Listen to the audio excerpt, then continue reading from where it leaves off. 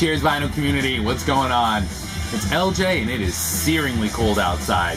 How cold? 2 degrees cold. The kind of weather where you step outside and the wind literally just burns you. It's so cold it burns, it hurts. Not good. Hope everybody is doing good. This is an update to show some recent pickups, some vinyl, some cassettes. I also wanted to share some trades that I had done with Greeno 22 Todd, one of which you can hear spinning in the background. And also I got the package, the booby prize from Ned's Atomic Dustbin 1, Damien and Kim, their 100 subscriber contest. That came in a couple of days ago. I'm finally just now sitting down and getting a chance to open it. And since it is the booby prize, I thought I'd open it live. The other folks that won had the opportunity to choose what they were going to get, so they knew what was coming. But I have no idea what kind of cheese and boobies or booby cheese is in this box, so I figured what the hell, we'll just cut it open live. First up, the trades with Greeno. If you follow his channel, which everybody should because it's awesome, and if you don't, please subscribe using the link below. I had found a bunch of tour books and Metallica guitar tabs and stuff like that, and Todd and I trade stuff back and forth pretty frequently, and it's always a blast. And here's some of the stuff that he sent back this way in trade. The first in the background, this is Sir Lord Baltimore, or as Greeno would say, Baltimore. I love it. That's Southern Brawl, y'all. And this is the 180 gram reissue of their debut album. Greeno actually had found a pretty good deal on a couple of these, and he shot me a text, asked me if I wanted it for the price that he had found. I actually said no. And lo and behold, of course, Greeno says, you know what? Get your shit together. It needs to be in your collection. Don't worry about it, or we'll even out later.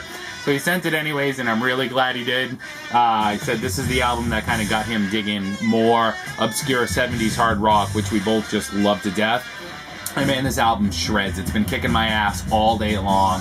Fantastic. Very early Black Sabbath sounding. They were actually toured with Sabbath in the very, very early days, and it sounds just like that. Lots of great, just great guitar licks and bass licks, fuzzy guitars. Awesome. Awesome stuff. And here's the rest of the stuff from Greeno. Nice Soundgarden bag from up in Syracuse, New York. And the other stuff he sent along, this is the stuff I knew was going to be in the package. First is Fist. And, you know, it's funny, I took one look at the back cover and I said, what is this? I mean, look, you have him, right? He's a heavy metal guy, no question about it. There's another heavy metal guy, no question about it.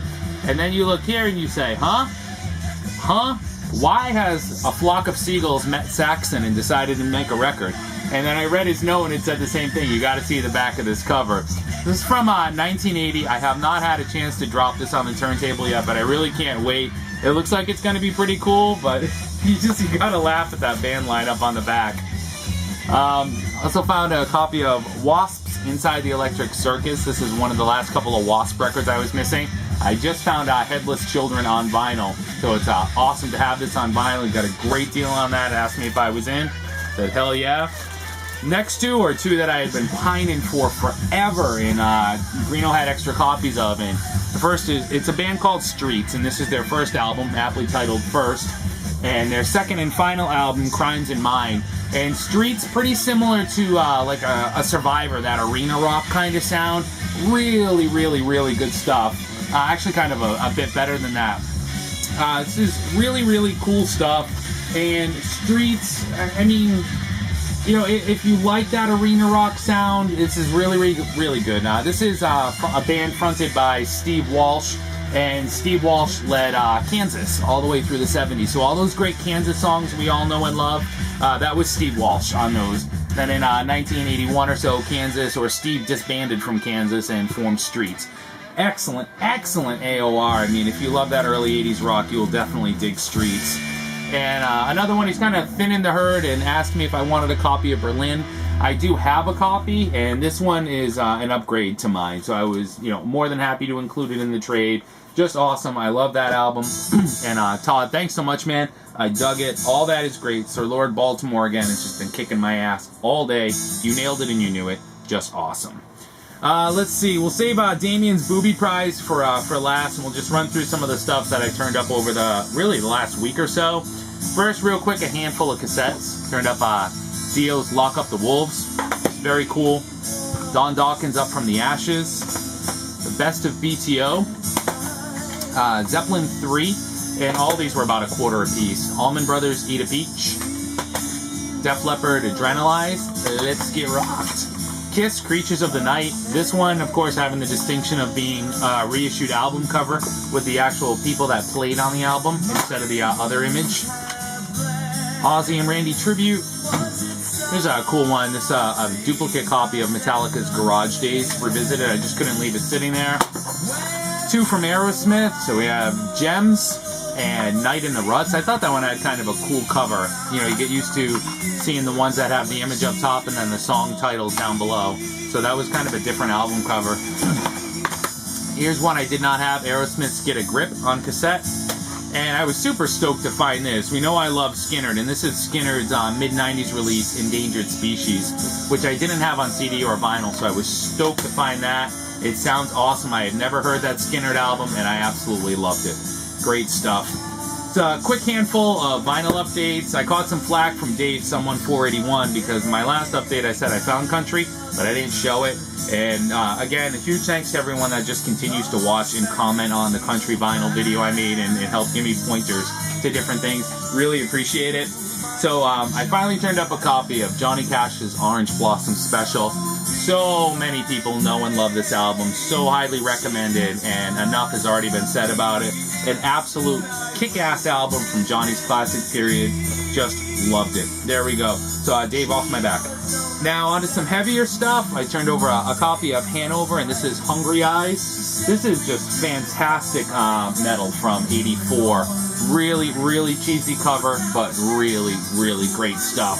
There's some great sound clips of this on YouTube if you want to look them up. So again, it's Hanover, Hungry Eyes, and this is just perfect mid-80s metal. It's a step beyond melodic, but a step before, you know, kind of thrashy, so it fits in there. It's definitely heavy stuff, and it's great. It's really rare. It's one that I've been trying to turn over for a long time, but anytime I find it, it's just bloody pricey.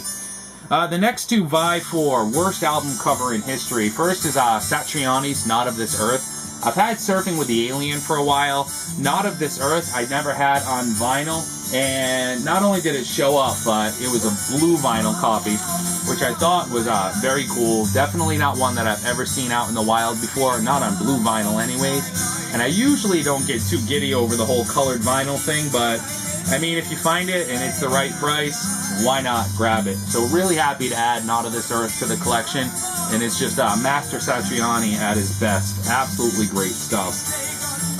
Great, great, great stuff. I've listened to this a couple times and I'm just really digging it. Better than Surfing with the Alien in my opinion. And the other one that vies for worst album cover in history, and man, have I been digging this guy lately, Marshall Crenshaw.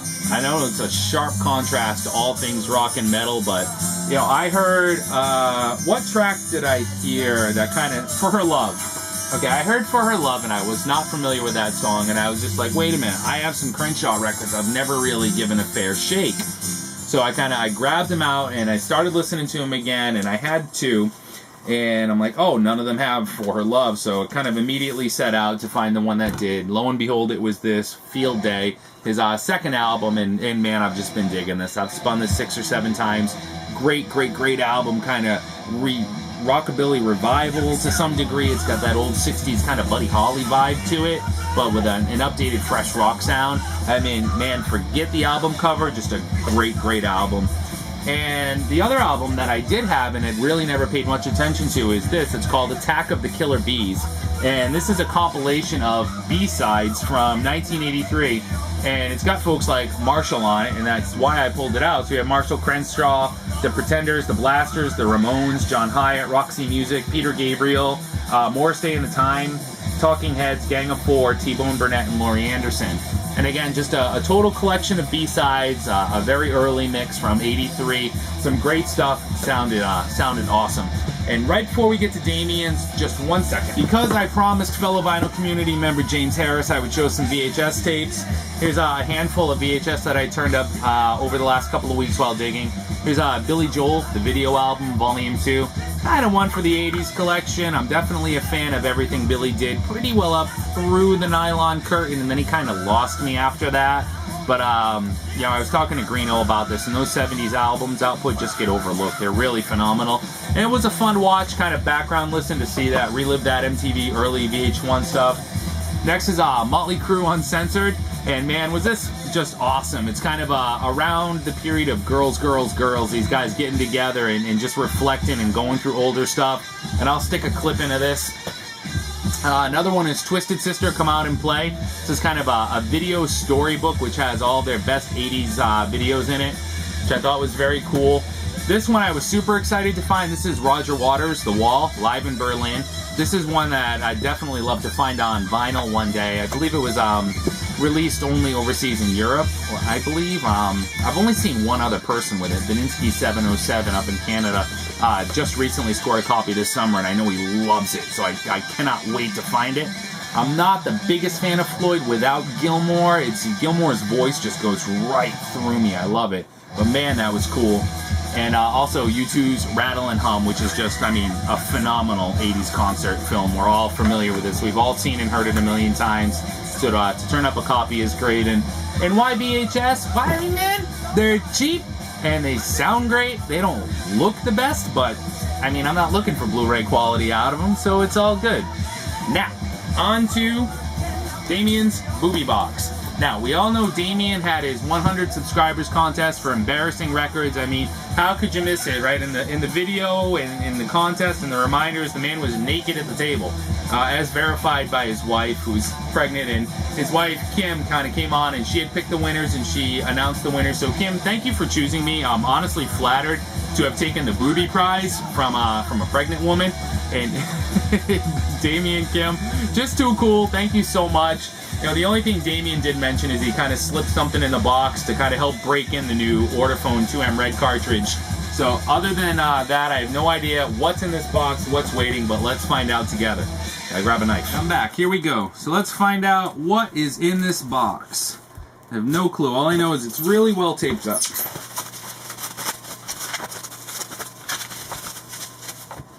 Alright, so we got the record restarted, we got the box open, we got a killer letter that I'm going to read as soon as I'm done making this video. So here we go, we have Young MC, and this is, looks like a 12-inch for Bust a Move. So we got Bust a Move, instrumental. There we go. Dressed in yellow, she says hello. Alright, there's some cheese there. Let's see, what else do we got here? 12-inch single for Ice Ice Baby and Play That Funky Music. Hey, why not? Let me tell you, do you know why I'm going to keep this? I am keeping this because in your video for your 100 subscribers contest, that's what you had on in the background. So not only am I happy to have won and happy to have something in the package, you know, from you to have gotten that, but I feel like I own part of the contest now, Damien. I own part of the contest. I might just download that video, burn it on a DVD, and put it in here with it. Now, this is cool. This is like an original part of the contest. Here is 12-inch for Tone Loc, Wild Thing. I think Damien's trying to pop my hip-hop cherry here or something. Very, very cool. Delicious vinyl. It's a classic label. I remember seeing that back in the day. So we have Loc After Dark and Wild Thing, and oh man, that's awesome. Oh, Damien, Kim, you did not have to do this. Very cool. This is Graveyard, Lights Out. And it's funny, this is an album I was actually just talking to Greeno about, you know, I'm thinking of picking this up, and what are your thoughts? And I'm really stoked to have this. This is just too cool. Steve Lunacy had actually just showed this off during his Christmas Haul contest, and that's what got me off into checking it out. And right after that, I started hitting eBay and Amazon, and let's see, you know, if I can find a copy. So what a great surprise to open this and find it. I mean, I totally forgive you for the other three at this point. This is great. I'm really happy to have this. It's just killer rock. I mean, definitely if you have not heard Graveyard, what's the name of the song I've been listening to on YouTube? Endless Night.